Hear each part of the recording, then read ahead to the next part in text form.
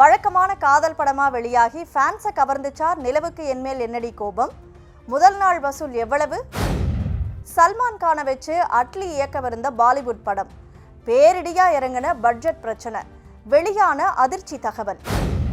ட்ரைலருக்கு அப்படியே opposite, dragon படத்தை கொண்டாடி வரும் ஃபேன்ஸ். இயக்குனர் கொடுத்த சூப்பர் எக்ஸ்க்ளூசிவ் அப்டேட். புடவை கட்டுறதுக்கு பயந்து போன ஹீரோ அப்புறம் எப்படி நடிச்சாரு? சுவாரஸ்ய சம்பவத்தை விளக்கும் மாஸ் ஹீரோ. ரீ ரிலீஸ்ல இதுவரைக்கும் எந்த படமும் செய்யாத சாதனை. சென்னையில 1000 நாட்களை தாண்டி ஓடும் ஒரே படம் இதுதான். சினி வட்டாரங்கள்ல என்ன நடக்குதுன்னு இந்த தொகுப்புல விரிவா பார்க்கலாம். Welcome to cine snacks.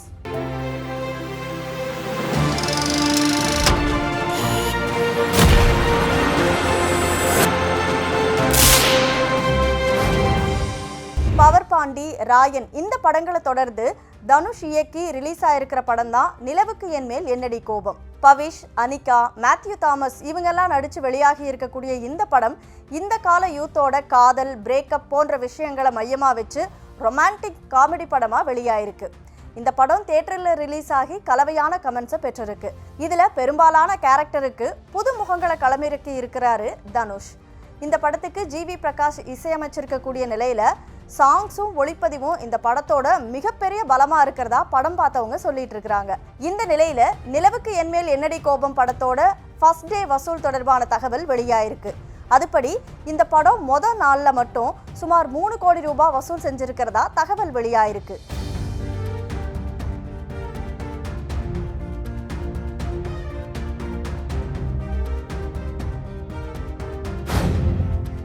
Love today படத்தின் மூலமா நாயகனா களமிறங்கினவர் பிரதீப் ரங்கநாதன். இவர் அடுத்ததா ஹீரோவா நடிச்சிருக்கிற படம் தான் டிராகன். இந்த படத்தை அஸ்வத் மாரிமுத்து இயக்க ஏஜிஎஸ் என்டர்டைன்மெண்ட் நிறுவனம் தயாரிச்சிருந்தாங்க. இந்த படத்துல பிரதீப் ரங்கநாதனோட சேர்ந்து அனுபமா பரமேஸ்வரன், கயாடு லோகர், ஸ்னேகா, மிஷ்கின், விஜே சித்து உள்ளிட்ட நட்சத்திர பட்டாளமே நடிச்சிருக்கிறாங்க. இந்த படத்தோட ட்ரெய்லர் வெளியாகி இணையத்துல பெரும் விவாதத்தை கிளப்புச்சு. ட்ரெய்லர்ல அரியர் வச்ச ஹீரோ யாருக்கும் அடங்காம சுத்துறது மாதிரி இடம்பெற்ற காட்சிகள் பேசு பொருளான நிலையில ட்ரெய்லருக்கு நேர்மாறா படம் இருக்கிறதாகவும், கல்வி கற்றாதான் வாழ்க்கையில முன்னேற முடியும்னும் ரொம்பவும் தேவையான கருத்தை படம் பேசியிருக்கிறதாகவும் சொல்லி படம் பார்த்தவங்க பாராட்டிட்டு வராங்க. இந்த நிலையில படம் ரிலீஸ் ஆனதுக்கு அப்புறமா செய்தியாளர்களை சந்திச்ச இயக்குனர் அஸ்வத் மாரிமுத்து மறுபடியும் பிரதீப்போட இணைஞ்சு படம் பண்ண போறதா சொல்லியிருக்கிறாரு. தேதியை ரெடியா வச்சுக்கோ, திரும்ப படம் பண்றோன்னு செய்தியாளர்கள் முன்னிலையிலேயே பிரதீப் கிட்ட அஸ்வத் பேசி இருக்கக்கூடிய வீடியோ வெளியாயிருக்கு.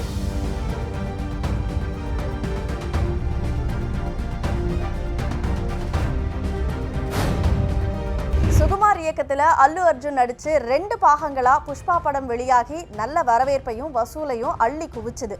இந்த படத்தோட 2ஆம் பாகத்துல வர ஜாத்ரா பாடல்ல நடிகர் அல்லு அர்ஜுன் வெறித்தனமா டான்ஸ் ஆடி இருப்பாரு. ஆனா இந்த பாட்டுக்கு ஆடுறத பத்தி சுகுமார் சொன்னப்போ பயந்துட்டதா அல்லு அர்ஜுன் சொல்லியிருக்கிறாரு. ரீசெண்டா இது பத்தி மனம் திறந்து இருக்கிற அல்லு அர்ஜுன் ஜாத்ரா பாட்டை பத்தி சுகுமார் சொன்னப்போ முதல்ல நான் பயந்துட்டேன், ஏன்னா அந்த பாட்டுல நான் புடவை கட்டணும், ஒரு பொண்ணு மாதிரி ட்ரெஸ் பண்ணணும்னு சொன்னாரு. இருந்தாலும் மனசுல தைரியத்தை வர வச்சுக்கிட்டு நடிச்சிட்டேன்னு சொல்லியிருக்கிறாரு.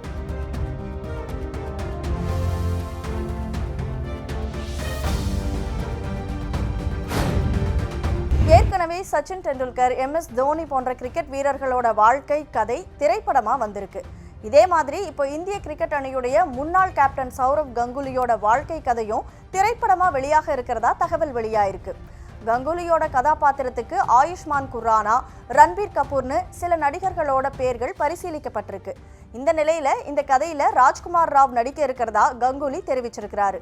இதை பத்தி அவர் சொல்லும்போது, எனக்கு தெரிஞ்ச வரைக்கும் ராஜ்குமார் ராவ் இந்த படத்தோட முதன்மை கதாபாத்திரத்துல நடிப்பாரு. கால் ஷீட் பிரச்சனை இருக்கிறதுனால படத்தை தொடங்கிறதுக்கு இன்னும் 1 வருஷம் ஆகலான்னு சொல்லியிருக்கிறாரு.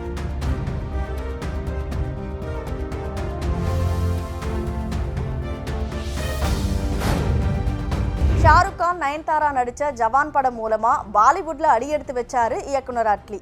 இந்த படம் உலக அளவில் 1000 கோடிக்கு மேல வசூல் பண்ணுச்சு. இதோட வெற்றியை தொடர்ந்து சல்மான் கான் ஹீரோவாக நடிக்கக்கூடிய படத்தை அட்லி டைரக்ட் பண்ண போறதா சொல்லப்பட்டுச்சு. இந்த படத்தோட பட்ஜெட் 500 கோடினும் சன் பிக்சர்ஸ் இந்த படத்தை தயாரிக்க இருக்கிறதாகவும் செய்திகள் வெளியாயிருந்துச்சு. பீரியட் படமா உருவாக இருந்த இந்த படத்துல ஒரு கதாபாத்திரத்துல நடிக்கிறதுக்கு ரஜினிகாந்த் இல்லனா கமல்ஹாசன் கிட்ட பேசிட்டு வரதாவும் சொல்லப்பட்டுச்சு. ஆனா அவங்க 2 பேருமே இதுக்கு சம்மதிக்கலன்னு தெரியுது. அதுக்கப்புறமா ஹாலிவுட் நடிகர் வில் ஸ்மித் கூட இந்த படத்துல நடிக்க இருக்கிறதா சொன்னாங்க. ஆனா இப்போ இந்த படம் பட்ஜெட் காரணமா பாதியிலேயே நிறுத்தி வைக்கப்பட்டிருக்கிறதா தகவல் வெளியாயிருக்கு.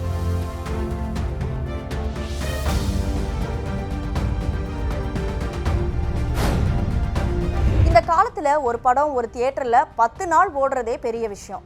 படம் ரிலீஸ் ஆகி ஒரு நாள் ஆனாலே அதோட வரவேற்பை பார்த்து படம் வெற்றி பெற்றதா கொண்டாட ஆரம்பிச்சுடுறாங்க. அப்படி இருக்கும்போது ஒரு ரீரிலீஸ் படம் சென்னையில 1000 நாள் ஓடிட்டு இருக்குன்னு சொன்னா நம்புவீங்களா? ஆமாங்க, ஒரு படம் ஓடிட்டு இருக்கு. 2010 GVM இயக்கத்துல சிம்பு த்ரிஷாவோட நேச்சுரலான நடிப்புல வெளியான படம் தான் விண்ணை தாண்டி வருவாயா. லவ்வர்ஸுக்கு ரொம்ப பிடிச்சதா அமைஞ்ச இந்த படம் ஒவ்வொரு காதலர் தினத்துக்கும் பல தியேட்டர்ல ரீரிலீஸ் ஆகும். அப்படி சென்னையில் இருக்கிற PVR தியேட்டர்ல ரீரிலீஸ் ஆன விண்ணை தாண்டி வருவாயா படம் 1000 நாட்களை தாண்டி இப்போ ஓடிட்டு இருக்குதான். ஒரு ரீரிலீஸ் திரைப்படம் 1000 நாட்களை தாண்டி ஓடுறது இதுவே முதல் முறைன்னு சொல்லப்படக்கூடிய நிலையில அந்த சாதனையை VTV படம் படைச்சிருக்கு.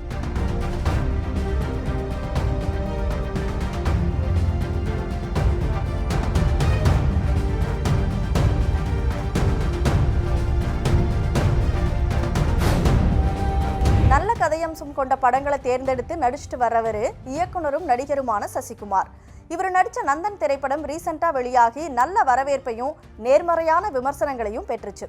இப்போ சசிகுமாரோட நடிப்புல டூரிஸ்ட் ஃபேமிலி படம் வெளியாக இருக்கு. இந்த படத்தை அறிமுக இயக்குனரான அபிஷான் ஜீவிந்த் இயக்கி இருக்கிறாரு. இந்த படத்துல சசிகுமாரோட சிம்ரன், MS பாஸ்கர், மிதுன் ஜெய்சங்கர், ரமேஷ் உள்ளிட்ட பலர் நடிச்சிருக்கிறாங்க. இந்த படத்துக்கு ஷான் ரோல்டன் இசையமைச்சிருக்கிறாரு. இந்த படத்தோட முதல் பாடலான முகை மழை பாடலை படக்குழு ரீசெண்டா வெளியிட்டிருக்கு. அயோத்தி படத்துல காத்தோடு பட்டம் போல அப்படிங்கிற பாடல் எப்படி ஃபீல் குட் சாங்கா இருந்துச்சோ அதே மாதிரி ஃபீல் குட் சாங்கா இந்த சாங் இருக்குன்னு பலரும் சிலாகிச்சிட்டு இருக்கிறாங்க. இந்த பாடல் இப்போ மக்களிடையே நல்ல வரவேற்பை பெற்றுட்டு வருது.